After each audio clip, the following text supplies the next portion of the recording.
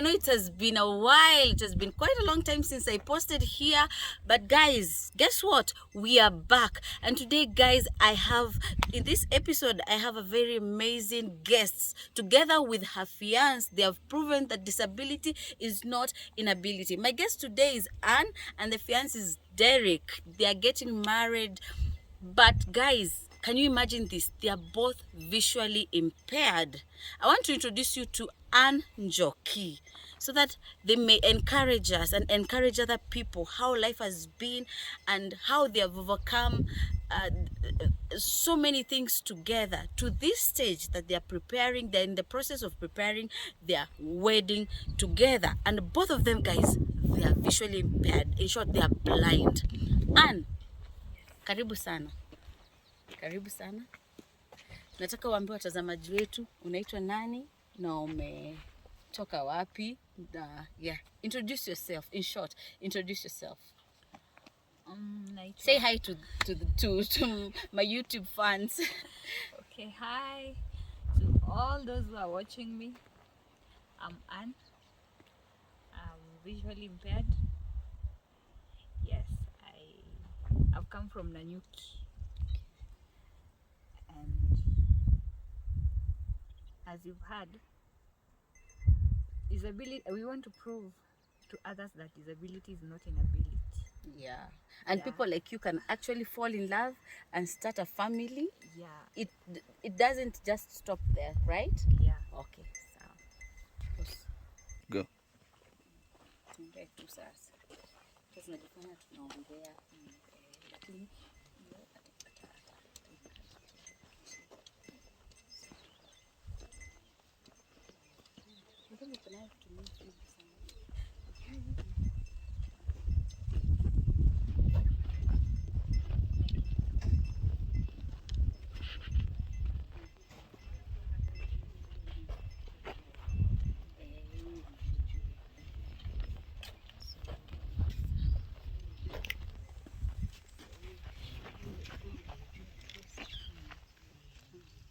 I want you to walk alone.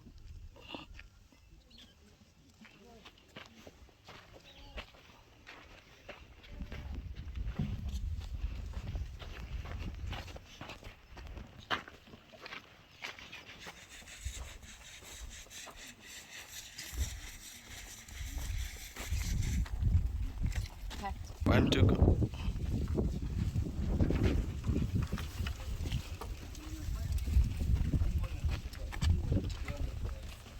Hey guys, welcome to my YouTube channel, Jace Kyoko. Thank you so much for tuning in. And guys, I know it has been quite a while, as I had explained earlier. Mambo yamekuwa mingi, but guess what, guys? We are back like we never left. Guys, today I want to appreciate all subscribers. I want to appreciate all fans. I want to appreciate returning subscribers. And if you are there, you normally watch us but you've never subscribed, kindly subscribe to our YouTube channel, hit that notification bell, like, share, tell a friend to tell a friend, and guys, God is going to bless you. Guys, today kama mnavyoniona niko na guests wawili, mmoja amekaa huu pande na mwingine huu pande, and they have an amazing story. They are proving that disability is not inability. My guest today, if I can explain kidogo, they are both visually blind, and we're going to get to know both of them. They give us their stories and how they grew up. And guys, guess what? They are engaged. They fell in love. They are engaged, and they're in the process of arranging their wedding. So tuwasikize. So I'll start from ladies first, right? So I'll start from this side. Anne, Yes. can you tell our viewers unaitwa nani? Kwanza jitambulishe. Najua tulikuwa tumejitambulisha pale awali, but we're going to do this introduction again, maybe kwa watu ambao wamejoin saa hizi. Tuambie unaitwa nani and where you are coming from. Okay. I'm Anne Njoki. I come from Nanyuki. Okay. Yeah. Anne Njoki from Nanyuki. Yeah. And you are tell us how you grew up. Tell us umezaliwa Nanyuki, ulikuwa aje na umegrow up Nanyuki, umekuwa aje? How was your life while growing up? Okay, my life has been very tough. First of all, I was born just like a normal child, full-sighted. Yes, by my parents, who So I you were don't. born Yeah, full-sighted. yeah, I was born full-sighted. My parents, who I don't know. What do you mean by saying your parents whom you don't know? I've never met them. I hear that they died a long time ago, when I was How 9 old months were you? old. I was 9 months old. So you were 9 months old Yeah. when your parents passed on. Yeah. So in short, you never met your parents. I've never met them. And from there, my grandmother took care of me. Your grandmother from which side? My mother's mother. Okay. Took, So she's the one who took you in at 9 months. yeah. Okay. So I grew up knowing that she's my mother until at the age of 13 years when she died. So you grew up knowing nobody had told you she's your grandmother, but you grew up knowing this is my mom. Yeah. Okay. I grew up knowing that she's my mom. Unfortunately, at 13 years old, she passed on. So later I was taken by my uncle, took care of me, the brother to my mom. And that's when now I realized that my mother that's when they told me everything. My story, her sister died a long time ago, and I'm the daughter to her sister. Yeah. So how did it feel knowing that? How did you cope with the information knowing that your mom passed on when you were 9 months, and you came to know this when you were 13 years old, and the woman you thought is your mom is actually your grandmother? How did this affect you? How did you feel? Actually, it was very tough. I even asked God questions. I asked myself, what is wrong? Like, I used to ask myself. So the one who I knew is my mother was not my mother. And now she has gone. Now I've been left to, I'm now being taken care of by my uncles. I had never stayed with them before. No, it was tough, but I thank God they took care of me. My uncle and her wife is my aunt. They took care of me. But then I was in class six, yeah. So they've taken care of me Until now. until now. They have taken me to school, though, handling a child with disability, actually it's not very easy, because we spend a lot. Our learning materials are expensive. Our schools are very far. There is no day school for a child who has a disability. Yeah, you have to be taken to a boarding school, and they are very far. So actually, they have done a lot, and So they're your current parents? those are my current parents now. Okay. Yeah. Okay, that's nice. Derek, Yes. now it's you. She has introduced us a little bit about her background, and can you tell us your name, where you come from, and a little bit about you? Okay, my name is Derek. I come from Nairobi. I was also raised in Nairobi. I have both parents. By both parents, I grew up with disability. When I was born, my mom told me that she stayed in hospital for quite some time because I had a certain, I had been, they had realized that I had a certain disease, the condition in the head. That's why they had put a shunt. If you see at the back of my head, You have a shunt. Yes, I've seen somewhere you've been operated. yeah, there's a shunt. So they carried out an operation. And my mom told me that she got sick when pregnant with me. And in fact, they thought that she was going to die. But thanks to God, she didn't. Yeah. And that's why I thank her for that. But then after that, I grew up, went to school, primary, in a regular school.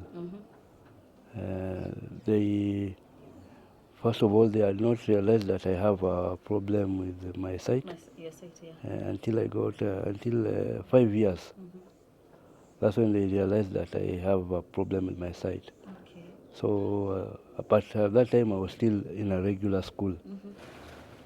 The teachers also in that regular school realized that I had a problem with my sight, but they kept on assisting me on how they where they could up to standard 8.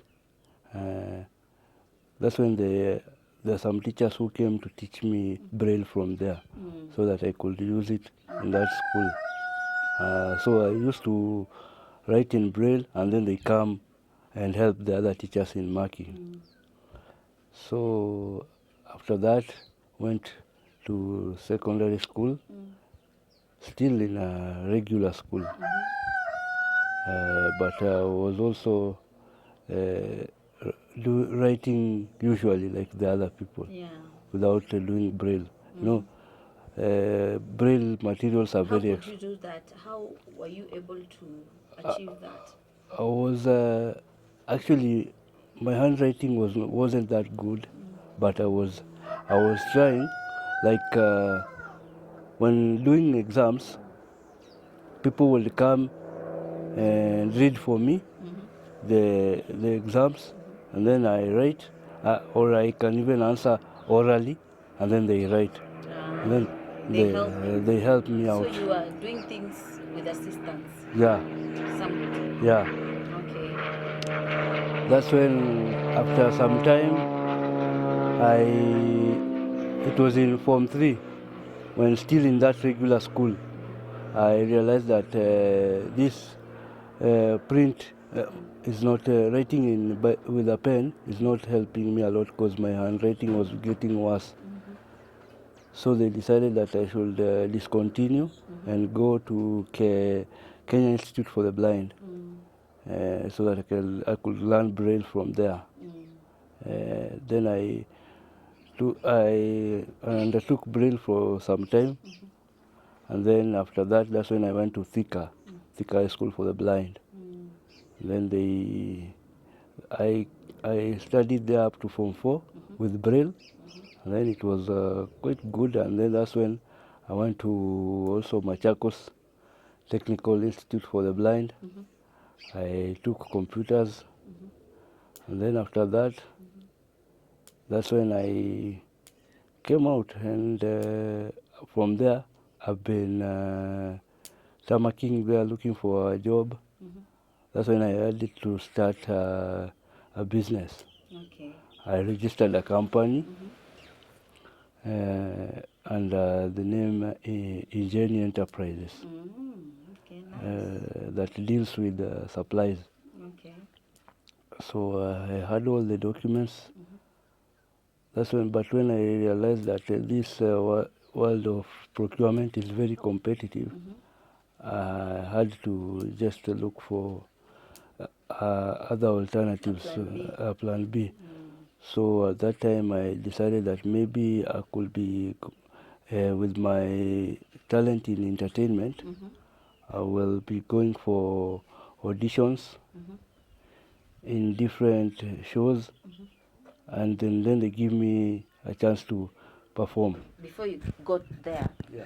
there's something I had forgotten to ask. Yes. First of all, you guys are engaged, right? Yes.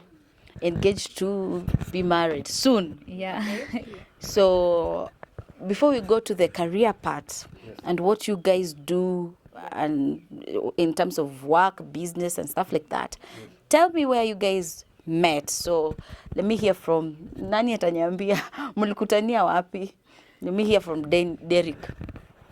Okay, Anne and I met in Machakos, where she had come for to do Braille, and I was also there doing computers. So that's when we met. Actually, we were friends. We first became friends because at that time she was in another relationship. So we became we became friends. And then at that time it wasn't possible for us to start dating because dating and studies Yeah. couldn't Couldn't have combined, we couldn't have combined. So we kept on becoming friends up until when she finished her studies there and went to teaching college. That's when we disappeared from each other for some time.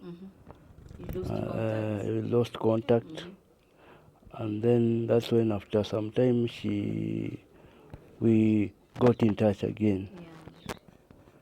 We started talking.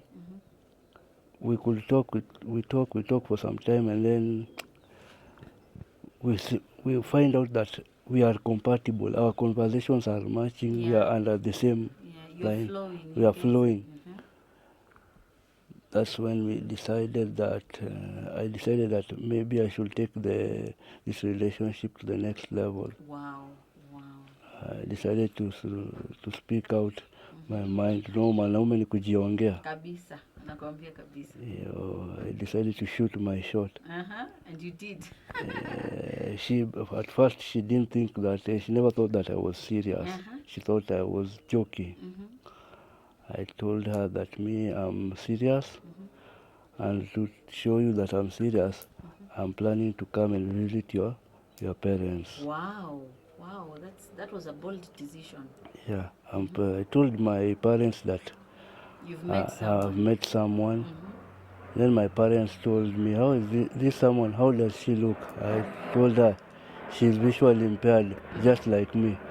My parents were like, what are you talking about? How are you people going to survive? So they did not expect you both to be visually impaired. Yeah. But I told them, Mom and Dad, she's the one I love. Yeah. And the God who has brought us together is the God who is going to know how we are going to cope. Yeah. Because my heart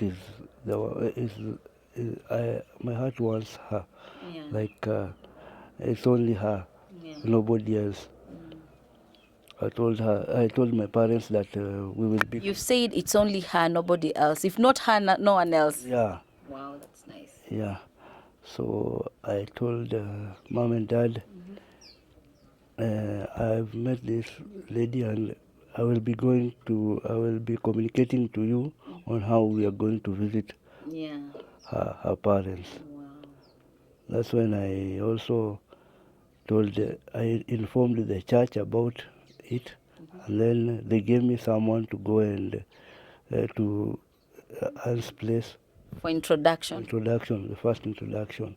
Okay, let me cut you short, and then we shall continue. Anne, when Derrek approached you and told you that he loves you and he's serious about you and he's serious about getting married to you, tell us, why did you say yes to Derrek and not to any other man? What are the qualities that Derrek has?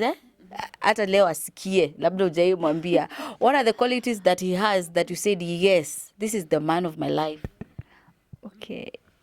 First of all, Derrek respects me so much, and he always listens to me. Whenever niko na issue, yeye anakuanga tayari kunisikiza. Alafu ni mtoto mzuri, yani anajitoleanga. He's always there for me. Anajitoleanga sana. Maybe when niko na shida and I need help, sijai mwambia anaona it is not possible. Yeye anajaribingi sana.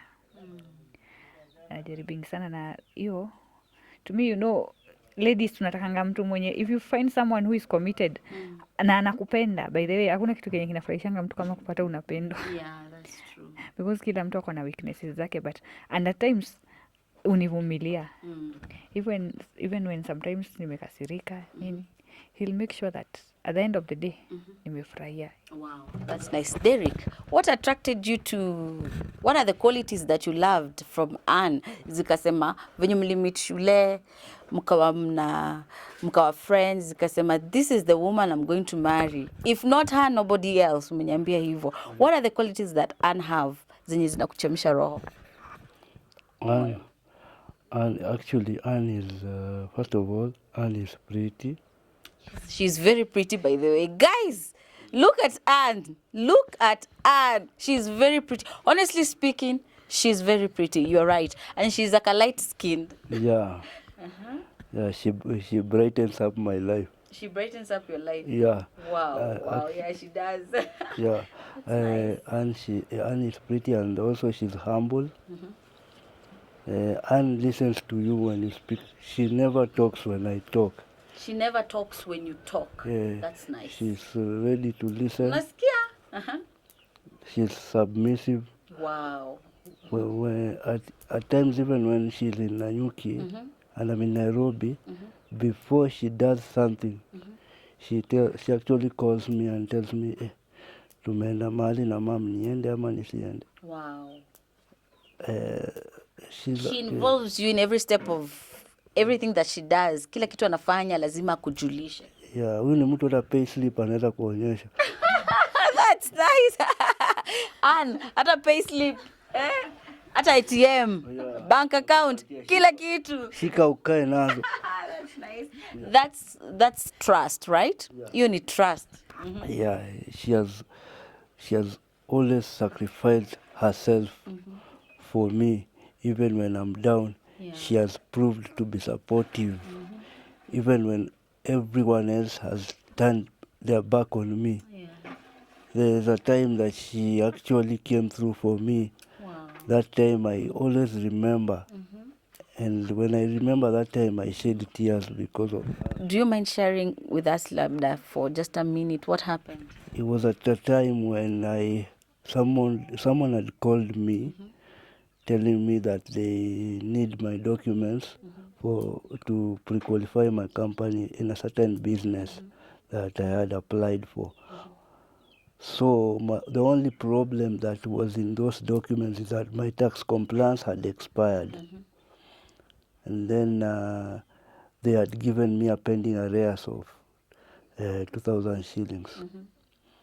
I called my sisters, nothing. They were not picking up my call. Called my brothers, nothing. My friends, the only friend that I trusted, that time he didn't have money. So I was stuck in KRA, Mombasa Road, looking of a way, finding a way out. And then Anne called. She actually told me, she inquired of how things went, and then I told her it's like this, and I don't have any other alternative. Actually, she went, took an advance. At the time she was working, took an advance because of me. Wow. That's sacrifice. Yeah, and then she sent me that money. That's when that's why I always remember. That's when they gave me back my tax compliance. Wow. And then I told her, hey, this money that you've sent to me, are you sure you're okay? Do you have food? She told me I have food, but Let's settle this one first. Let's settle this one first, because I know whatever you get, I'll also be part of it. That statement really moved me. Wow. I shed tears. There are many times that Anne has actually covered my traps. Even when shame is about to befall me, Anne has actually covered my traps. And that is why I fell in love with her, and that is why I will always be there to defend her. Wow. And that is that's what moves me about her, That's why I want to take the next step in getting married to her. Wow, that's really really moving. And that was such a good sacrifice you did to Derrek. Not so many people could do that to people, their partners, or so. That's amazing. It is a moving story that Derrek has told us here. On to your careers, eh? Let me start with Anne. Yeah. Anne, what do you do? Okay, I am an ECD teacher. Yes. You're an ECD teacher, qualified ECD teacher, right? Yeah. You did you go to college? Did you tell us about that? Yeah, I went to college, Machakos Teachers College. Machakos Teachers College, okay? Yeah, Wow. and that is where I did my course. Tell us, currently, are you working? Yeah, I'm working in a school in Nanyuki, a private school. Yeah. Okay, that's nice. Derrek, tell us about you. Okay, me, What do you do? I'm a business person. You're a business person. Actually, like I just told you, I have registered a company. So we go around writing proposals to different, like we go to schools, writing proposals to them if they can be able to pre-qualify our company for supply. Apart from that, I'm also a comedian. Yeah, by the way, about that, I saw some of your videos on YouTube. Your handle, can you tell people your handle before tusije tukasahau? Derrek is a comedian. I came across some of his videos on YouTube. Guys, my YouTube channel is my YouTube handle is Laugh with Derrek on YouTube, on Facebook Laugh with Derrek, on Instagram Laugh with Derrek. Go follow, like, and comment on my YouTube channel. Yeah, and subscribe also. Subscribe also. You've told me, Derrek, that you also mimic some people. Who can you mimic? I can do Jeff Koinange, I can do Alfred Mutua, and I can do the current president. How about you give us a test of that, kidogo? Who are you going to start with? Jeff Koinange. Okay, go ahead. Oh my goodness. I guess, ladies and gentlemen, I'm here at Rongai. What is it called? Rongai. Ladies and gentlemen, you don't make this stuff up. Ha! What a show. What a day. You don't make this stuff up. Niko hapa kwa Joyce. Amenipikia chapati. Ha! Hii chapati ni tamu. Oh my, oh my. Sit back, relax. Because I'll be back in a moment. Hatujapika chapati lakini tutapika chapati, guys. That is a hint. Who else can you mimic? The current president. Salala. Si leo tumekuja kwa Joyce. Watu walikuwa wanafikiria tutakuja. Si tumekuja ama namna gani? Kwa hivyo hii watu ya vitendawili waache kusema hapa ati hatuwezi enda mbali. Si tumeenda? Si tumeenda ama namna gani? Tumekuja huku. Wow. Tumekula na tumeshiba. Sasa ile kitu ningependa kuambia Joyce ni Mungu ambariki, si ndio? Amen. In fact, nitakuja kumwandikia check ile sitasema hapa. Waandike check kubwa. Anyway, Alfred Mutua. Yes, mweni museo. Mavinda onde. Yes, we are here at huku kunaitwa aje? Kunaitwa Kajiado. Huku kunaitwa Kajiado kwa Wamasai ama namna gani? Tumekuja kutembelea dada yetu Joyce ama namna gani? Tumekuja kumtembelea ili tuone kila anafanya. Ni mtu anajituma ama namna gani? Ninapenda watu wanajituma. What am I saying? Nothing. You're saying nothing. That's really awesome. That's really awesome, Derrek. So, guys, Derrek has given you his handles on YouTube. Laugh with Derrek. Kindly, may you subscribe, like, comment. Let's support Derrek and things like that. Ana alikuwa ananiambia kuna kitu alikuwa anataka kuniambia, sijui anasema aje, hebu tumsikize. Yeah, I forgot to tell you that nilikuwa nafanya kazi but unfortunately tukakuwa retrenched, so as we speak sina kazi, I'm jobless. So venye ulikuwa umetuambia hapo awali you are currently working. Yeah. You guys were retrenched. Yeah, we were retrenched. That is what you had not told us. You are retrenched, and currently what is your working position at the moment? I don't have a job. Are you looking for one? Yeah, and I'm looking for a job, so if there is anyone. Tell people what kind of a job. Labda there's someone who has joined us just right now na hajui what you've done. What are your qualifications? Okay, I'm a trained ECD teacher. Yeah, I can teach in a regular school or even in a visually impaired school. So you can teach in both schools? Yeah, I can teach in both schools. So if there is anyone, if there is anyone who has a school that, or yes, if there is anyone who has a school, I can comfortably work.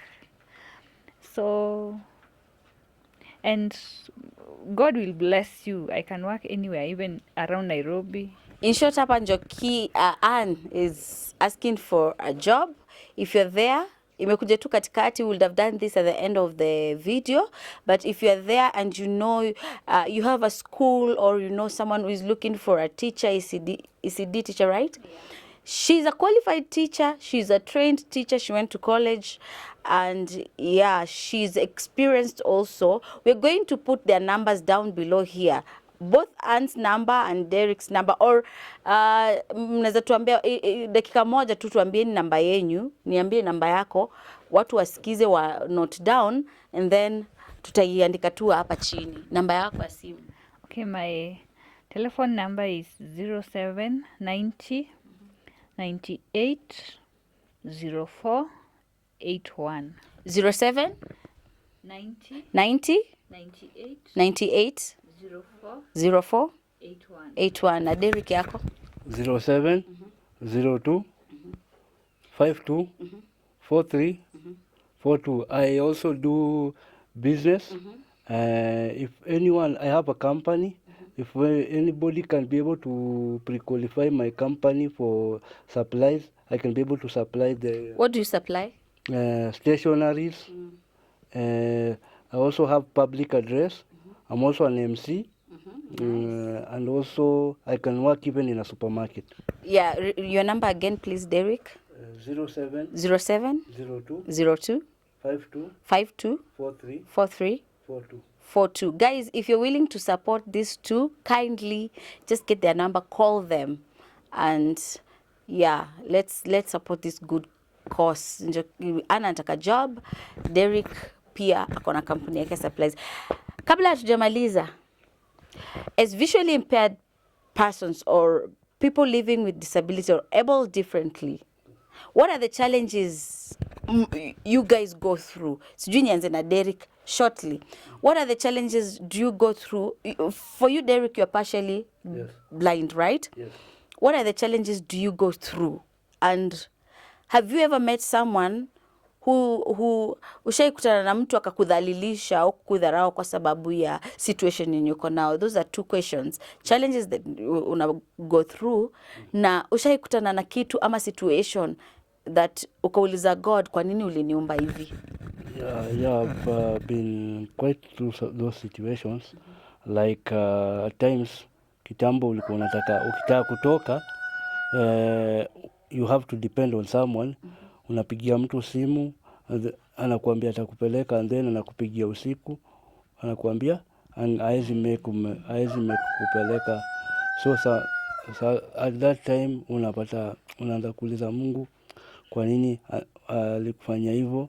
And then pia unapata kwa family unapata kuna vitu zingine zenye watu wanafanya zenye wao ukubaliwi kufanya because uko na disability, and then people don't believe in you even in what you say just because you have a disability. They don't even respect you. At times unapata hata ukitaka kutoka kama vile sasa hiyo time yenye nilikuwa napata na challenges za kumove, the moment they realized that mnaweza toka peke yangu niende town peke yangu, they started, I became grounded. Nikaambiwa usiku unatoka hapa nini peke yako, usiku unatoka hapa peke yako. But I think they were, it was a way of showing that they are caring. Yes. Ama? Yes.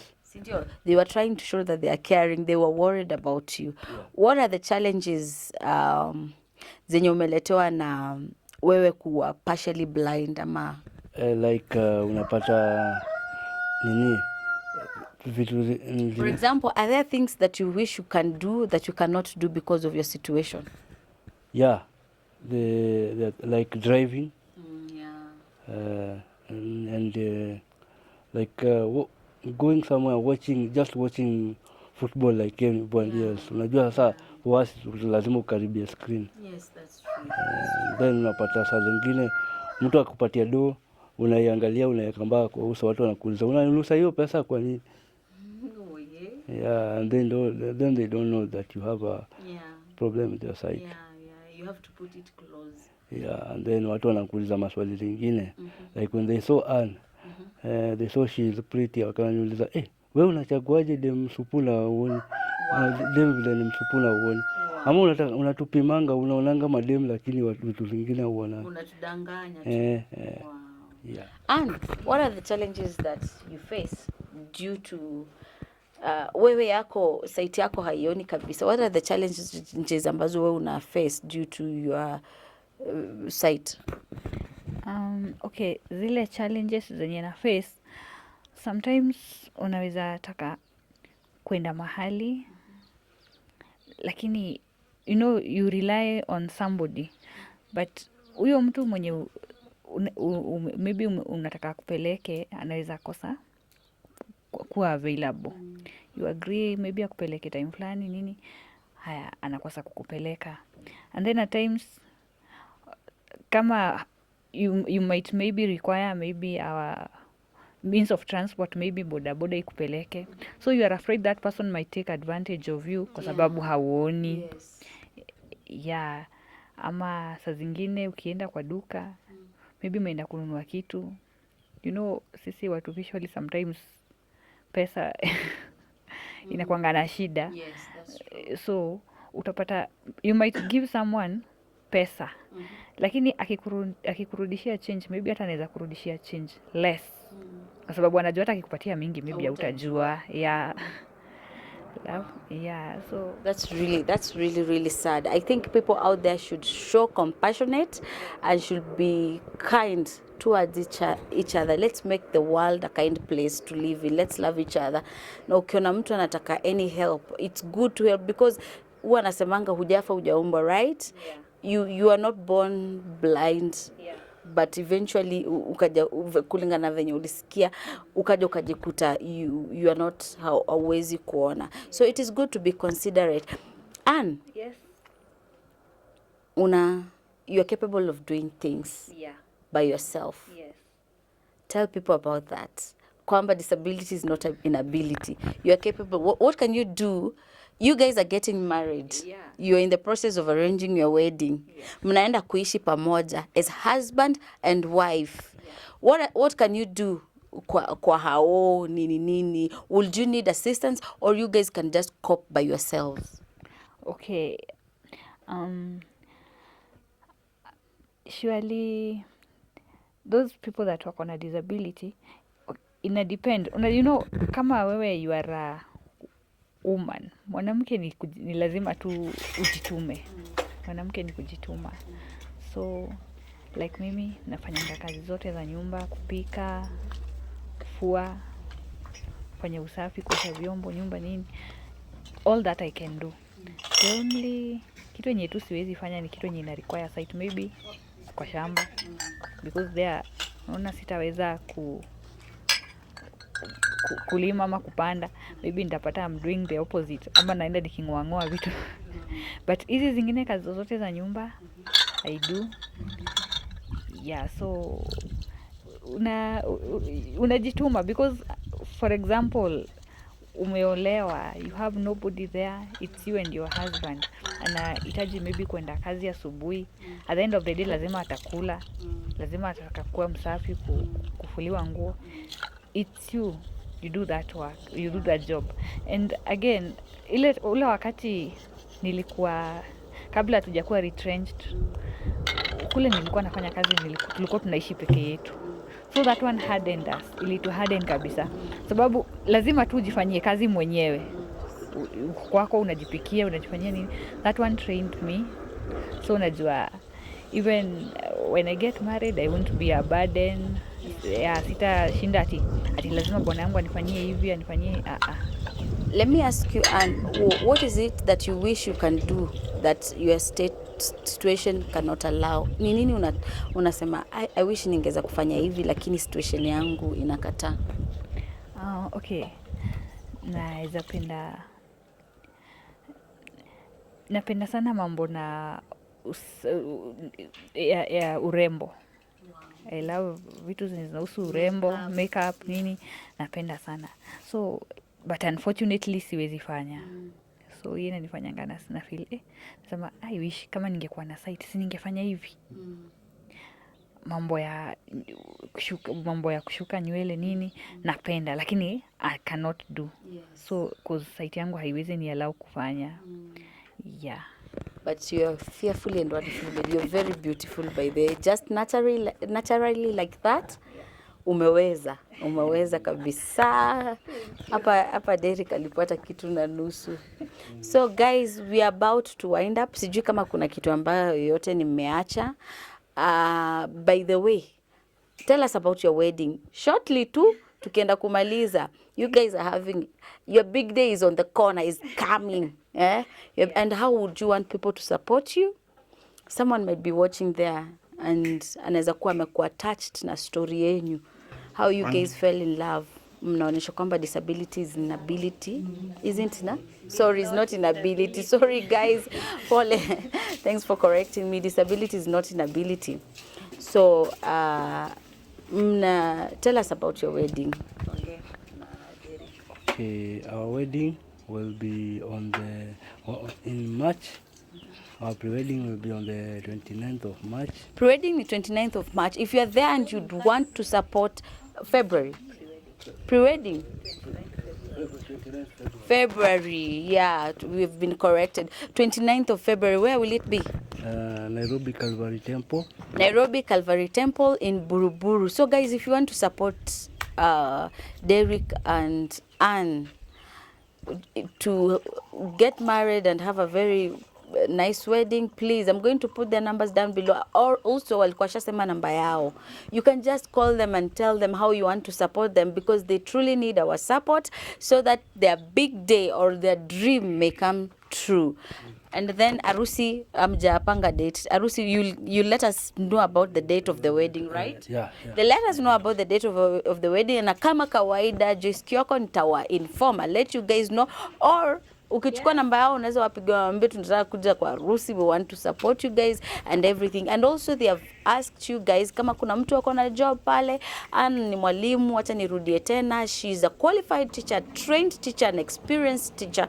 If you are there and you have a school or you know a vacant in a school where she can come and work, she's capable of doing that kabisa. And Derrek is a businessman and also he's an MC. And as an MC anywhere, and he's a comedian, he can do all those things. So if you need any services from them, just call them and make sure, let us support these people, because that is the way we can make the world a beautiful place, by supporting people like them. Mko na any parting shot? Ama I want you to appreciate people in your life. Ndo tumalize. There are people who have stood by you, maybe parents, maybe unajua ingekuwa mtu wa kawaida maybe ingekuwa give up na nyinyi, but family has been there. Let's just say it. And I want you to appreciate people in your life. Tuanze na Derrek. Appreciate mtu mwenye kweli unasema mtu amesimama na mimi from point A to point B. Okay, for me, I can thank my parents, because if it wasn't for them, I couldn't have been in this world. I'd like to thank my brother Geoffrey. Hata kama saa zingine huwa tunabishana, but I thank God for him. I also like to thank my sister Beryl. Mali yuko tu, Mungu ambariki, because also she has stood with me in the most difficult times. I also thank my pastors, my bishop, Bishop Mungai, for standing with me in prayer, my pastor, Pastor Kiarie, my Reverend Dedan, and many others, many pastors, also my friend Felix, who has always stood by me, even when I need him. Also my friend called Nicholas, when I tell him that I have an event, he always supports me with the transport. Wow, that's nice. And you, Anne? Yeah, first of all, I'd like to thank God for enabling me to be alive. Yeah. I thank God. I also would like to thank my guardians, my uncle and Uncle Mwangi and Auntie Catherine. Wow. They have really supported me. They have taken care of me, and may God bless them. I would also like to thank Mrs. Wanjala, where I used to work formerly. Yeah, she really believed in me, Yes. and she gave me an opportunity. May God bless her. Yeah, and I'd like to thank my pastors, Pastor Dan, Pastor Kamau. They have really stood with me. They have helped me in prayers. Yes, and may God bless them. Do you guys have any parting shot, or is there anything you can tell our fans? Na mwambie pia wa subscribe. Okay, what we can tell people is that we are ready to prove to people that disability is not inability, Yes. and that they should subscribe to this channel, and maybe if there's any way, if anyone has been touched by our story, Yes. they will be able to, they can reach us through those numbers, Yes. and they can be able to support our wedding, and God will bless them. Okay. Anne, any parting shot? Yeah, I would like to thank everybody who is watching, and we know that service to man is service to God. Yes. Yes, and we will be very happy to see your support when you people support us. Yes, because we know we need each other. No one can walk alone. We need each other. Yes, and may God bless you. Guys, as you've heard, we've reached the end of this video. I want to thank you so much for being part of this until here. Thank you for watching. Thank you for subscribing, for those who have subscribed to my YouTube channel, Joyce Kyoko. For those who are just here, you're watching, but you have not subscribed, kindly, please do us an honor of subscribing to this YouTube channel, and like, comment, share, tell a friend to tell a friend. And if you've been touched by this story of these two lovebirds who have conquered it all just to be together, and they're on their way of getting married, having their wedding on March, and you feel that like you can support them, their numbers are down below. Sisi huwa tuwekangi namba yetu ya channel. Namba yetu ya channel iko hapo, just in case you want us to give you an interview or do anything. We normally put their numbers, the people who are involved in this. So if you want to talk to them, you just call them directly and utawasikia. There's no hakuna mtu in between. So those numbers that they've given you, or the numbers that you're going to put there, they are theirs. Yetu tu ni ya wewe kutupigia kutuambia kuna interview nataka tukufanyie. And guys, if you have a story you want us to share on this channel, kindly call us or email us on healinghearts8@gmail.com, or call us on the numbers. Numbers zetu zinaanza 0724 628 644. Zitaandikwa hapo chini, na namba za hawa pia zitaandikwa, na zitaandikwa majina yao, so that you guys may not confuse. Thank you guys. Until next time, God bless you.